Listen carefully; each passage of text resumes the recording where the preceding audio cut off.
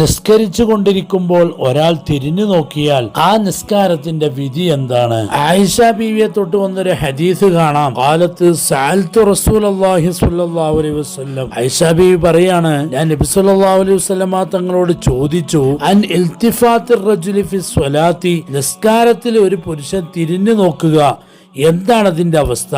ഫഖാല, അപ്പോൾ നബി തങ്ങൾ പറഞ്ഞു, ഇന്നമാ ഹുവ ഇഖ്തിലാസുൻ യഖ്തലിസു ശൈത്വാൻ മിൻ സ്വലാത്തുൽ അബ്ദി, ഒരു അടിമ നിസ്കരിക്കുമ്പോൾ ശൈത്വാൻ അവന്റെ നിസ്കാരത്തിൽ നിന്നുള്ള ഖുശൂഉം ആത്മാർത്ഥതയൊക്കെ അടിച്ചു മാറ്റുന്ന സന്ദർഭമാണത്. അഥവാ നിസ്കാരത്തിൽ നിന്ന് അവന്റെ ശ്രദ്ധ തിരിപ്പിക്കുന്ന അവസ്ഥയാണത്. അതുകൊണ്ട് ചെയ്യാൻ പാടില്ല. അപ്പൊ അങ്ങനെ മുഖം തിരിഞ്ഞു നോക്കുക എന്നുള്ളത് കറാഹത്താണ്. ഇനി നെഞ്ചുകൊണ്ട് തന്നെ തിരിഞ്ഞു കഴിഞ്ഞാൽ നിസ്കാരം ബാത്തിലാവുകയും ചെയ്യും. അത് പ്രത്യേകം ശ്രദ്ധിക്കേണ്ടതാണ്.